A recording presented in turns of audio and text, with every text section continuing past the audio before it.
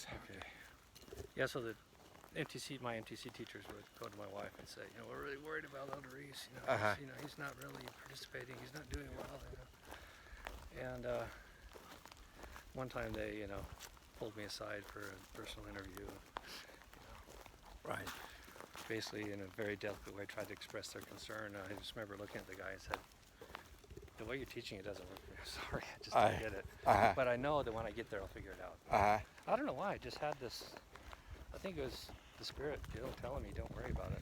Because I should have been freaked out and stressed out because I couldn't speak my way out of a wet paper bag. Right. They're teaching the MTC. But I don't know, I just had this confidence from nowhere that when I got there I'd figure it out, and it did. And on your mission, did it click all of a sudden? Oh yeah, I picked up the language fast. Because you're one of the most fluent people I know, and a huge vocabulary. It's just, you've got a memory. The language came easy to me, I don't know why. A steel trap. No, I don't have that, but the language came easy. A lot of other things didn't, but the language did. I was still very immature in many ways, but the language came easy. And I got interested, so on P days I go to bookstores and find books, and found a couple of textbooks that really kind of worked for me, and just kind of my own way. The red language book that they sent to the mission with us I don't think I cried that at all. It didn't work for me at all. Yeah. That Kent Gilbert put together. I remember buying a book by, there's several books by the Tuttle Publishing Company. Oh yeah. And I pored over those. There was one that I found for beginning kanji that worked really well for me, and then I found another one that was done by, what's that? Joichi Daigaku, I forgot their English name. Sophia University. Yeah, Sophia University. So the Japanese language professor at Sophia University had this text, and it was really helpful. Yeah. But anyway, you were asking how I made the career thing. So yeah. Got back, got married. And I think I'm showing mostly me, so sorry. Got back, got married to my wife. That was who will remain unnamed. Unnamed, but that was a whole very dynamic thing that would take a whole nother video and an hour to go through, that she would kill me if I shared. But we got married, and while we were married is when I figured out I didn't want to be a doctor. Right. I had been, as a pre-med student, you had to get the pre-med classes and you had to pass the clock is ticking, right? Yeah, you had to pass the GMAT. Right. Your major didn't matter. Right. The undergrad. The undergrad didn't matter. That's what the guidance counselor said, so I figured, well, I'll just major in something that's fun. Okay. Whether that was wise or not is a different thing, but I was into art. Was fairly good at drawing and painting and all that. Nothing spectacular, but it was okay. And my sister and brother-in-law, who I lived with, my brother-in-law was studying graphic arts. Right. He wanted to go into advertising as a graphic artist. And his homework looked like stuff that I would do for fun. Right. So I said, okay, well, I'll just do that. So when I gave up on being a doctor, I thought, well, I guess I'll be a graphic artist. Right. And I did okay in the program. And then they have 2 degrees you can get. One is called the BFA, which is kind of like it's a 5-year degree where it's supposed to be better. And I made it by the skin of my teeth into the BFA program. But once I got my results back, but I'd seen the portfolios of everybody else and the work that they did. Right. And I went back home and prayed and talked to my wife and said, I don't think that's what I should do. I don't think I'm good enough. I don't have enough raw talent to be as successful as I want to be and I need to be.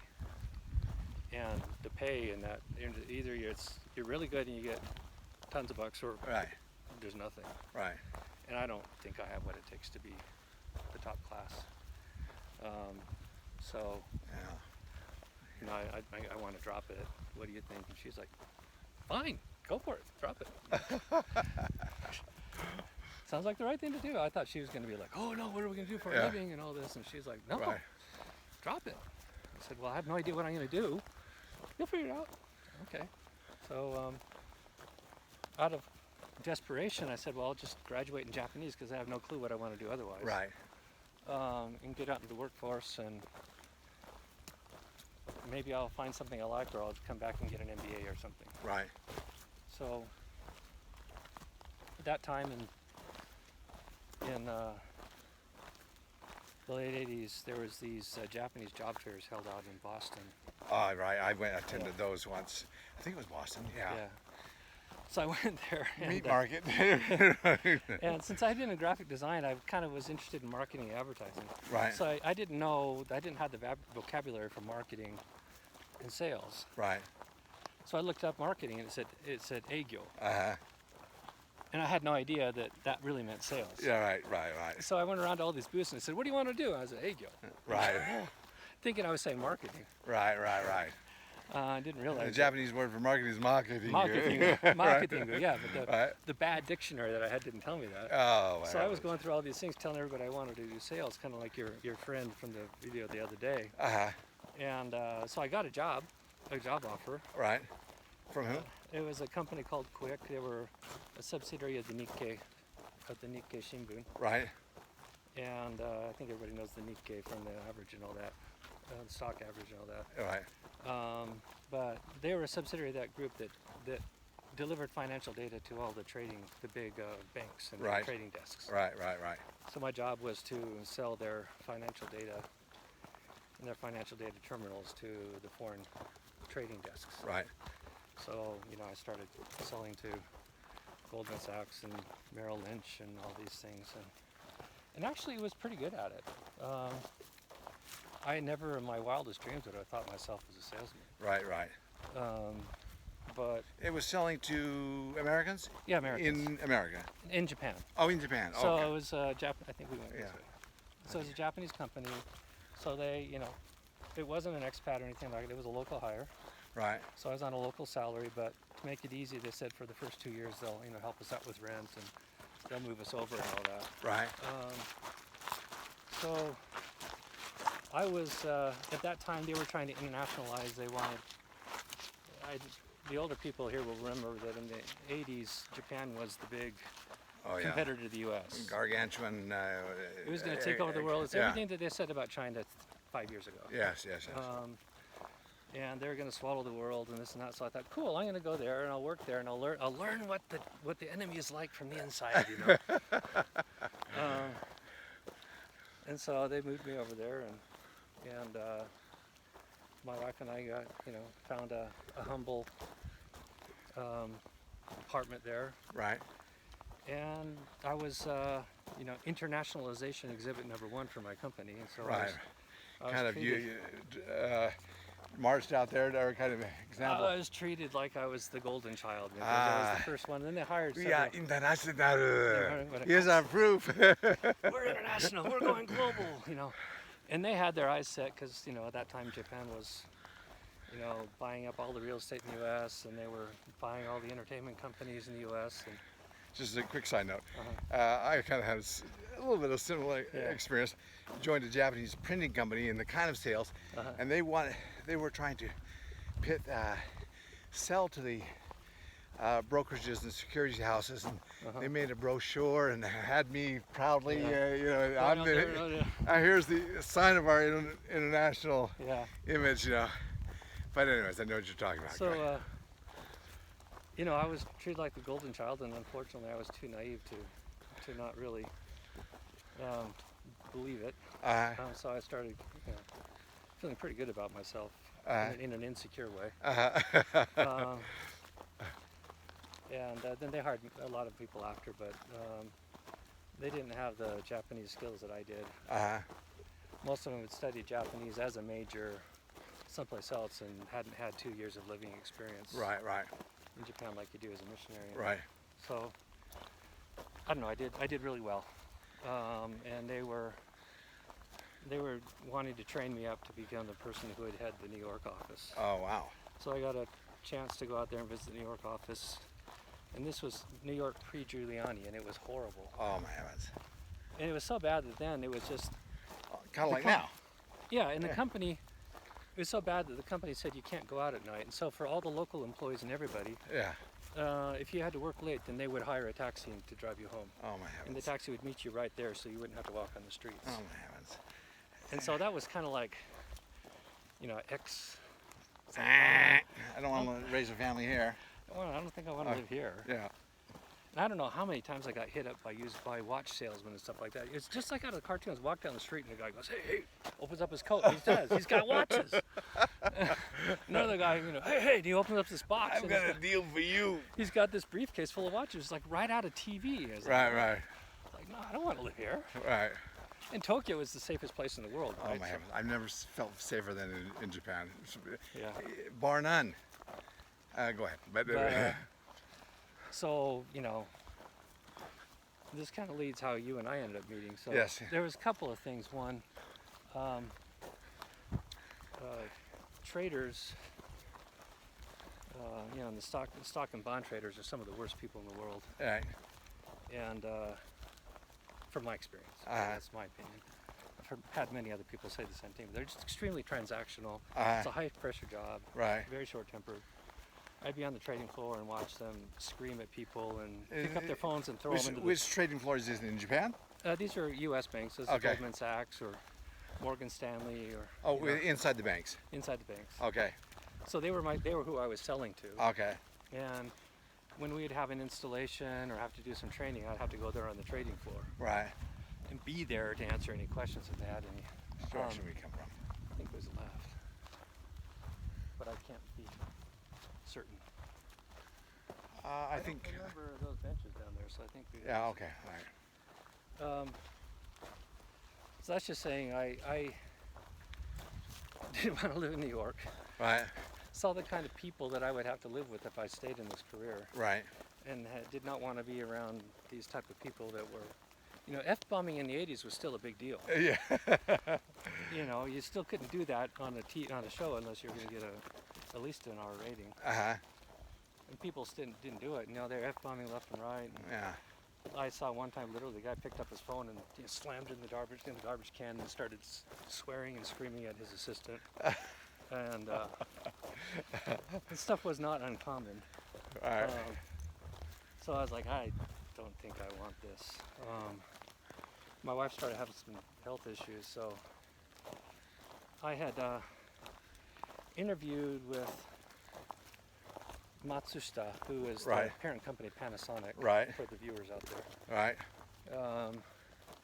And gotten a job offer from their battery division. Right. And it was a good job offer. Right. And this is while you were in Japan. While we were still in Tokyo. Okay.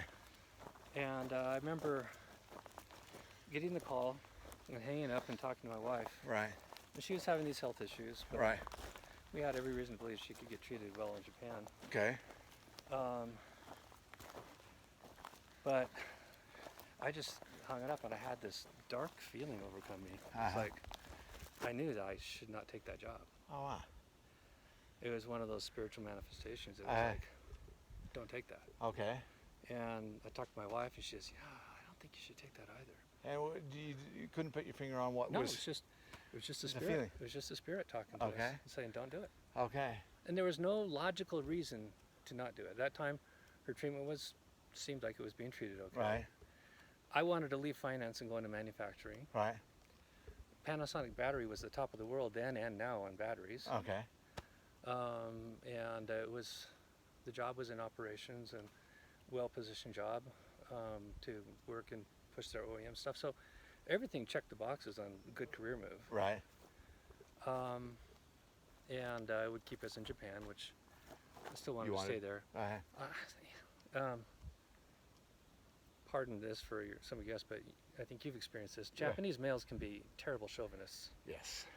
And so I'd received a lot of, you know, I hate to use the word racism because it's so abused now, but a lot of racist things that happened.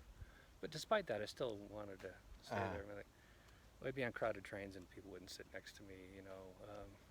You just get the aitsuwa, you know, that gaijin, you know. You know, we had a hard time finding an apartment because nobody wanted to rent to us at that time. But despite all that, so I still wanted to stay there. because there was still something magical about Japan to me. Yeah. But anyway, so we turned down the job, and the only thing left for it was either stay where I was at, and that didn't seem like the right thing to do. So we just said, okay, we're going to move back. Okay. Wow. So I quit my job, and we sold everything and gave away everything else that we couldn't sell because we couldn't afford shipping.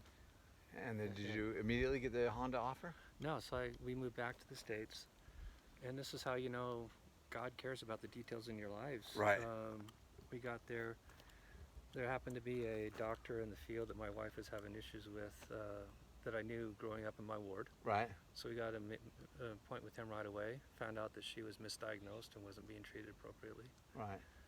She required some immediate surgery, but he did it, and she got a lot better. And then during that time, I moved back into my mom's house just temporarily. I was going to the job board and doing this and trying to find jobs, and thought, well, if finance sucks, maybe I'll try insurance or this and that, and wasn't getting anywhere. And then went and talked to one of my old professors at BYU, and he just happened to that day get a call from our friend Lige. Lige, oh my heavens. Saying he needed a bilingual guy for a translation job. Oh, and Lige was the one that got me my job. Yeah. Oh my heavens. And so I didn't know Lige from Santa Claus. Right. But the professor said, well, I got a thing on the department board. It was literally a torn corner off the piece. You know, he just scribbled something in the corner of a paper and torn it off and stuck it there. Just said, you know, translation job, Honda, contact Lige Hundley. And let me move over this way. So I happened to, through some other way, and I don't remember how, get a job with a Nissan supplier. And they had made me an offer. I went out to interview with Lige and Momma-san, who you know, Right. and then got an offer from them. And the Nissan, it wasn't a Nissan, it was a Nissan supplier, but that supplier had a better offer, but I figured, well, but Honda. Right. Good choice. And, you know, the brand name of Honda hadn't had a lot, so Yeah. I took the job and we moved to Ohio, and that's how we met you. Yes, yes. Rick got a very similar job to mine, but he was on the R&D side. I was on the manufacturing side, and I can't remember if our paths crossed actually in meetings very often, but you were essentially the same I think job. the first time that I met you were still expatted to Suzuka at the time. Oh, really? Okay. Yeah, and so I first met you at church. After we got back? Yeah, after you returned from Suzuka. Oh, okay. Okay. So I'd worked, I think, roughly a year there. Okay. And you were in New Model Center on the manufacturing side, and I was on R&D admin. Started off as a translator. It turned out when the interview, the Japanese manager said, well, we want you to start as a translator. And I was thinking, well, I don't really want to be a translator as my life, but I need a job. So we'll just, get the Honda name. That's exactly what happened to me. It's like they were intent. Ostensibly, it was a translator job at first, and it quickly turned into project management. He said, we need project managers. Yeah. And so that's open to you if you're interested, and also if you do well as a translator. Right. So I said, okay, fine. Well, I'll bust my butt and be the best translator you got, because I don't want to be a translator. And I think within 2 or 3 months, he moved me over into project management full time. That sounds like my situation. Yeah. So I was really lucky. He saw something in me that I didn't see in myself, and said, "Done." So I had to do a little bit of translation here and there just to help out the translators that they were overworked. The full-time translators, yeah. But generally, it was moved into project management full time, and at that time, it's very, very similar to what I didn't know that they wanted to localize R&D completely. But that was the plan, and so we were all, on the training thing to become the managers and whatever that to localize. Yeah. I'm just looking at our time here. We're in the second video. This is the second 30-minute segment here. I'll probably post this in part 1 and part 2 because that way I won't have to edit at the break where I had that thing. But so we've got what time does that say? 19 or 16? 19. 19 minutes. Okay, so we got about 10 more minutes. Yeah. Or, we don't have to use it, So, but. That's to answer how we, very long thing of how you and I our paths crossed, and But from Mark, there, Mark, you weren't into music. I was into music, and you know. Oh yeah, I remember the first time we Yeah. we went over to your house when we first met you. I think we were there till 2 in the morning and just shocked singing you. and, yeah. It shocked you at Yeah. how late we stay up as my family. Yeah. I was never that way until I Yeah, met my wife. my wife is an early to sleep, late to rise person at that time, and so, yeah, we never stayed up past midnight. But we had so much fun. It was like we'd go to your place and stay up till 2 in the morning at your place. And before my marriage, 12 o'clock I was, like this, but anyways, that's funny. Then very quickly, from Honda, I mean, I don't know, I don't know the word catapult you, but then you got into the IT world, and boom, boom, boom, and I don't know much of the details of the rest of the story, but quickly, how did you get to where you are today? So real quickly, I was lucky at Honda. They fast-tracked me to be, another, kind of like with that first company. I was a good fit for them, and they were fast-tracking me to be management. Right. But I'd come to understand because of that, and this is the time of faxes before email, and I would get to the office really early and read all the faxes that came in from Japan. Right. And so I was up on everything that was going on, and most people couldn't read the Japanese, but we could. Yes. So to speed it up, I could tell that I would be nothing but a figurehead, and the people who would always be in charge would be the Japanese, whether they have the title or not. Yeah. And I just wasn't interested in that. I thought, by then I was, I had a baby and I was 30, 31, and I got my whole still a career ahead of me, and I just don't. If I stay here, I'm just going to be a forever project manager, and the real shots are going to be called by the Japanese. Right. And that just isn't interesting. So I looked at going to MBA. Is this where we came in? I think I talked about GMAT before middle school. I meant MCAT for them, but I took the GMAT. Right. Actually bombed it.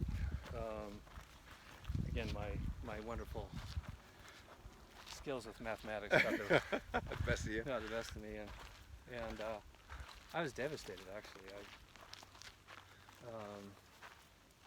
Well, I shouldn't say I bombed it. I knew the score I needed to get into the type of NDA school that I wanted to get into. Right. And that score wasn't good enough. And I'd studied like I'd never studied before. Right. Not a very good test taker, and just didn't do well. Ran out of time too early on the math part. Right. Right. So I was struggling with that. What do I do? I was reading Fortune magazine at that time was my favorite thing to read. Right.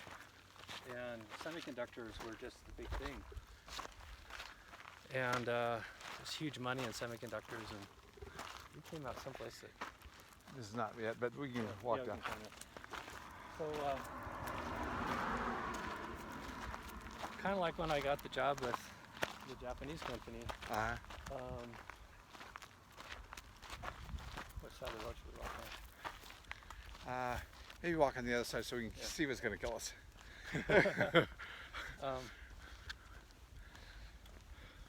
I just thought, well, I'll start interviewing and seeing what I can find, and my brother from my dad's side, who I didn't grow up with him, but we had a good relationship. Right. He was in Boise at that time, Boise, Idaho. Right. And was in technology. And I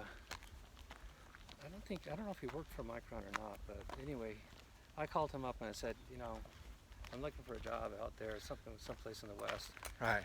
Then at the time, my wife and I had a similar moment like we did with that job offer, where we both just said we should move west. Felt right. Okay. We should move west. Again, no reason to. We just felt like that's what we needed to do. So I contacted my brother. He happened to know that Micron he happened to know the head of HR at Micron. Put me in contact with her. I sent my resume in, talked to her.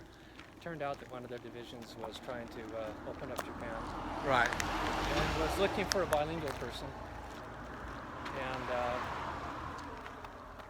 it was a return to sales. Right.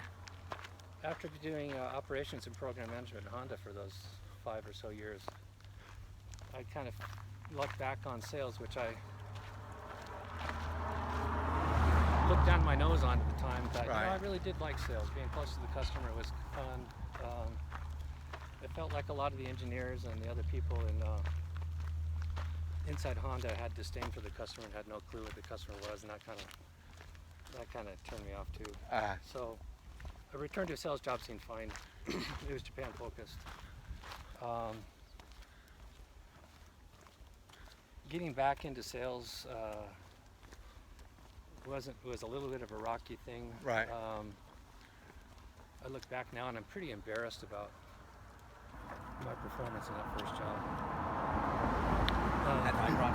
Yeah, Micron. I didn't know anything about semiconductors, and it's funny, this division though, it's like the sales guy, the head of sales came out of food sales or something like that. Right. So my job, my boss's previous job was being a salesman for Selling General Foods. Hamburgers? For General Foods. I mean, he was literally selling boxed cereal. And another guy was a medical salesman. Right. But nobody knew anything about the technology we were trying to sell. Right. I remember one time, this guy was doing some training on the pitch for this one particular product we were going to sell. Right. Saying, it's got this and this and that, and he used this term, this flashy term. Right. And I had no idea what it meant. Right. So I said, what does that mean? He goes, I'll get back to you on that. Throwing out words he doesn't know. I just think, man, what a typical car salesman type guy. Just using all these words without even knowing what he meant. Having coming out of the highly technical world where you and I were at, Right. I was just like, I got a big head, and so I'm pretty embarrassed about it. I was quite arrogant. But that didn't go well. That division failed. Got shut down when I moved on to some other companies from there, and just kind of kept having good opportunities. Stayed in Boise, moved to a startup. That startup got bought by a bigger company, and that led to getting an assignment in Tokyo. And you obviously done a lot right, and I know if you just manage money, you manage your money well, or you've got a. Well, 15 years on an expat salary helps. It really. Yeah, I mean that did help me with get our first home with Honda. I did 2 stints for Honda, and luckily I was about the only person. There was only a few people that actually wanted to go to Japan. In Ohio, I mean, you'd be, want to go to Japan? You take your family to Japan? Heavens no. Most people wouldn't even consider it, right? Yeah. So I got to go twice. Yeah. And stock away some savings and. Yeah, because the natives of Ohio, the last thing they wanted to do was leave Ohio. It was kind of interesting to me. And then they would go to Japan on trips to Japan, and they couldn't get home soon enough. And on these business trips, and I just was like, I couldn't get home soon enough. I remember Al Truck. Do you remember Al Al Truck, Truck, my boss? He would always go and try to find the McDonald's, right? Yes, all that wonderful food in Japan, and he would take a suitcase full of Snickers and Cokes or something like that. And I just, when I moved to Micron, one of the applications engineers that I would travel with in sales, she would bring a suitcase full of power bars. Oh, no. She was ex-military, and she couldn't stand the local food either. So she would literally just survive on power bars the whole time. All that good food in Japan. I just feel sorry for those who cannot. Well, their culinary world is so narrow, and it's like meat and potatoes, and that's all they eat. Well, I really, to your comment, I did have a lot of lucky breaks, but I honestly and truly give credit to the Lord for that, because every time we came to a crossroads, we'd turn to Him, and this isn't take the road less traveled. No, this isn't saying anything to us. It's just this is really glory to the Lord, because you felt prompting. Yeah, I felt promptings to do some things that just weren't logical. Right. I was in a great career spot at Honda. Why leave that? Right. And yeah, I had my reasons for it that I can give, but the honest answer was, I was frustrated when I was, I wanted to change careers by going to an MBA, and that road didn't work out. Right. And so I was, honestly thinking I guess I'll just stay when we got that prompting, move west. Right. Like, to what? Right. So it was within having received that prompting then that I was reading things and said, well, there's a lot of technology jobs out west. Maybe, I'll look into that. But I mean, I think a lot of people get promising, I think, but you were in tune to follow it. I give a lot of credit to my wife on that too. Well, save here. It's like She'd save me from myself sometimes. oh, same here. We made it. We made it, yes. Oh. Dimple Dell. Oh, we got a little bit further to go. Oh my goodness. I'm about 3 hours into it. 1 hour bladder. We gotta think about. I'll get in the car and go up there in the bathroom. All right. But we can wrap it up here in the next few minutes as we go to the cars, and then I'm gonna have to make a mad dash for the restroom. Okay. Once we got to Japan, I had a couple of job changes, but those also came in kind of similar fashion where there was really no reason to move on. Right. Other than that, we were just feeling like we should. The company that bought the one I was at Boise and sent me to Japan, things were going reasonably well there. No reason to leave that. Yeah. There was frustrations with the job and things that got my mind and heart open to something different. Yeah. But it was really just this deep down spiritual feeling is the only way I can say that it propelled me forward. So the second job that I got in Tokyo, similar thing. It was kind of reaching out to recruiters half-hearted because I felt like I should, but I didn't really know what or why. And the guy contacts me and says, I want to interview for this position, and happened to be a company that didn't have a good reputation in our industry. Right. And I looked at him and said, why would I take this? These people sue their customers and all Yeah. that. And he's like, Eric, just meet the people. They're good people. It's like, why? I'm not going to take the job. I said, well, what's there to lose? You talk to them, you don't like them, you turn it down. Nothing lost. Yeah. And but who knows? Maybe you'll like it. Maybe it'll be good things. So okay, whatever. That makes sense logically. So I took the interview, and he was right. They're really good people. It turned out being one of the best jobs I had. With me, just a quick story. I didn't know what I wanted to be. I mean, I've changed. When I was on my mission, I remember members always saying, "Well, what do you want to be when you go back to America?" About half the ministry said lawyer. Lawyer. Lawyer. I remember in high school I wanted to be a reporter, and when I was a little kid I wanted to be a next Johnny Carson. Yeah. And maybe I'm fulfilling that now, but the only thing I knew, and the only thing in my life that I've really put my heart and soul into, work-wise, is learning Japanese, because there's something inside of me that I don't know this. It changed the trajectory of my life. Going on my mission to Japan changed the trajectory of my life, and it's amazing. I'm saying yes to the Lord, the call. Yeah. It just put opportunities in my way, and most of the time I didn't know where I was going. I was just following this kind of feeling. Yeah. I didn't have anything concrete that I felt like I was jealous of those people that when they were a kid they wanted to be a doctor. They've always wanted to be a doctor. Well, that's where I was until I didn't. And then they all want to, and then they go out and do it and become a doctor. And I thought, I have a cousin. We're 3 months apart. So interestingly, my 2 older brothers served in Japan, right. And my cousin, who I essentially grew up with, almost like a brother, right. 3 months apart, he got called to Japan as well. Right. We both wanted to be doctors. Right. He came back and did, Oh, wow. stellarly and became a very successful doctor in his area. And I remember sometimes just thinking, man, if I could just be like him. Of a slouch. We were in the dorms together pre-mission, and I was taking pre-med chemistry, and it made as much sense to me as Greek does. Right. And I remember going to his dorm and saying, "Hey, help me with this chemistry homework," because we were both taking the same class at the time. "Oh, it's easy." Blah blah blah blah. I was like, and I just walked out of his room and said, I had no idea what he just said. But, Anyways, quick advice to the younger generation trying to figure out what they want to do. Is that the lesson here?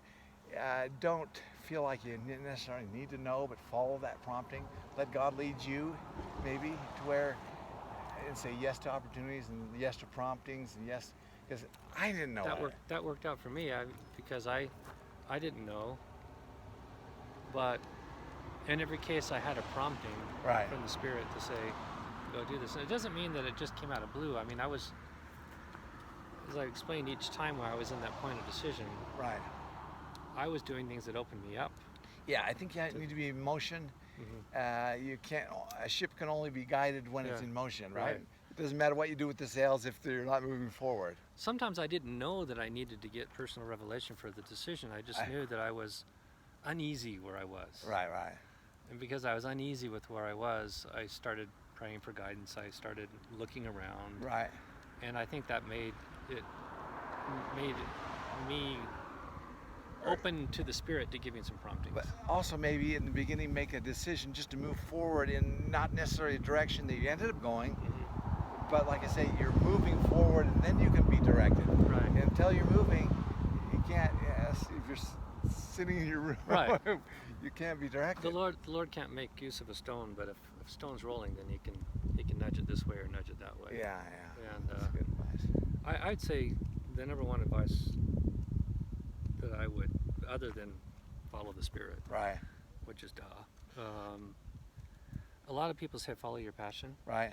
If I'd followed my passion, I would have been knocking my head against a wall and being a doctor. Right. And to the narrative, probably lots of people say I couldn't do the math, I couldn't do the chemistry. Right. So there was a lot of signs ahead of time that wasn't what I really should be doing. Right. You were infatuated with that path somehow. I was infatuated with that path, but it wasn't my aptitude. Yeah. But I didn't know that. Right. And because it was my passion, and because I had devoured anatomy and biology texts and physiology texts and all this, I just figured that was my thing. Yeah. Out of high school, I thought I wanted to be a guitarist. Then I found out quite fast I had no talent. So I've heard this from Mike Rowe. The people that say follow your passion are the ones who are already successful at it, and it's become their passion because they're successful at it. But when they started, it wasn't necessarily their passion. Right. I never wanted to be a salesman like your friend that you knew before. Yeah. A half to 2/3 of my career was in sales. Right. I never wanted to be a salesman. I didn't think I was a salesman. Right. But it turned out that I became a good salesman. Right. And I became passionate about it because I was successful at it. Right. And then it opened up other avenues. Now, now I've had a chance to be executive over R&D and all sorts of other things that I never would have dreamt a non-technical guy could do. Yeah. But it wasn't because I followed my passion. It's because I followed opportunities that the Lord set in front of me. Right. And those became my passion. And you were open to them and were in tune with the prompting, kind of, so to speak. It's giving me too much credit, but but I was willing, with the help of my wife and other people around me, willing to accept the guidance. Pushed that direction. I pushed. Sometimes I felt like I was kicking and screaming, but because my pride was getting in the way. But at the end of the day, sometimes I'd say God had to hit me over the head with a velvet cover 2x4 to soften the blow, but it worked. And then other times I was ready. I was ready for it and able to take it as advised. But this thing of follow your passion, I think, is just wrong. Right. I think you follow your opportunities and you find out what you're good at, and it may just be that thing like Wixom was his name. Dennis. Yeah. Dennis or myself, where you had no idea that you were going to be good at that. Yeah. I was a introverted kid that was very socially awkward. Well, who would have ever guessed that I would be a successful salesman? Yeah. It was like I mean, I wasn't a used car salesman or an insurance salesman. I was Right. a different kind of salesman, but still, as a salesman. in kind of a different sense. When I was working at Honda, my life would have been so much simpler if I would have stayed with Honda. But I was so, it was a job that I never felt like I was making an impact. I never felt like I was getting my arms around the thing. I remember It you took were me about five years before I felt even comfortable with the people I was working with. I liked them, but I remember you confiding in me that sometimes it was all you could do to get out of bed and get in your car to drive to work. yes. Because it wasn't passion. Oh, It wasn't and then I would come home and I would just go and crash and yeah. go lock myself in the bedroom and for a while. It was just, but anyways. And then on a strange thing, I became a flight attendant of all things. And I was almost embarrassed, but I never enjoyed a job more. Mm-hmm. And it wasn't. It's not. It's a glorified waitress in the sky. In the sky. A waitress in the skies. But I kind of enjoyed it, and I was kind of good at it. I felt like after 10 years, I got very tired of it. But it's like I mean, just once I was on one of your flights. I remember watching, and you were. I don't know. But You have a gift of gab. One of the things that I've always admired about you is you're disarming, and you can just talk to anybody, and they can feel safe talking to you. maybe. And I remember watching you when you were working the thing. You would just talk to people, and they would kind of lighten up and talk back. You know, I don't have that. I don't have that ability to just engage with people. Yeah. But in my later years, after I quit Delta, and I have this hat on for the post office. I was at a part-time job. Sorry, let you go. On time. I had a part-time job at night in the church, but it wasn't quite enough money, so I decided to be a mail carrier, and I talked a little bit about before. But part of me wanted just to show my kids that nothing is below me. To earn a living, nothing is below me. And, I don't know what people think of mail carriers, but oh my heavens, I've never had them. It was so hard on me at my age. I was like, oh man, I have all the respect in the world. So just on good, honest work. I couldn't do it for more than a couple months, but I wanted to show my kids that that anything can be what's the word? Honorable. A bus driver in Japan, I've never seen them. They take their job seriously. They take their job so serious, and I've never seen somebody do it so good and so on time and so. Yosh, let's go. Hold it. It's 12 o'clock. We now depart. They take their job so seriously. The taxi drivers, that whole culture is very, very good. That's probably one thing that we like about it is everyone takes their job seriously. Can I share something on that? So I was watching a variety show, a Japanese variety show with my family. Let's get better light. And they were. Let's turn around. You know the company Duskin, right? Yes. So for the non-Japanese people, Duskin is a big cleaning products company in Japan. So they don't offer detergents or things like that, but they offer cleaning products like mops and rugs and a lot of people contract with Duskin. them. I don't know. A lot of people contract them to come and do industrial doormats. Right. And they'll collect them and clean them, or uniforms, but they have this group that is a professional cleaning group. Right. That'll go and clean anything. Right. And so this variety show was they were trying to find the dirtiest, grossest kitchen in Hong Kong. And they bring these guys in. A Japanese television program talking about Hong Kong. Okay. So the thing for this variety was they're going to find the grossest kitchen they could find in Hong Kong and then hire this crew to come and clean it. Right.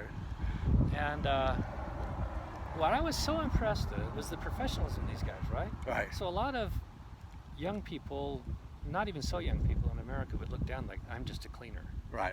I'm just going to clean somebody's house, or just a cleaner. These guys didn't. They were like, took a pride in it. And they said, yeah, I've never seen anything this bad. This wouldn't pass Japan culinary laws, but okay.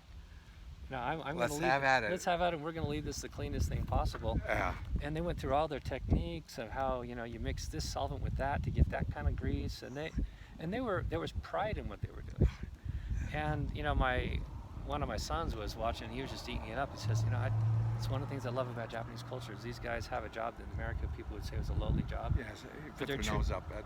But these Turn guys the are nose treating it like they're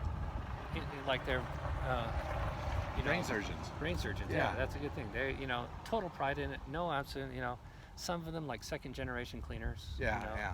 They take pride in anything, and it's their It's a approach. craft. It's a their craft. Yeah, it's their approach to the job that where they It makes gets all the back to difference. this follow your passion. Well, that became their passion. Cleaning Right. became their passion Right. because they took pride in it. They were good at it. They Right. treated it as a craft, Right. not as a job. Right. That's.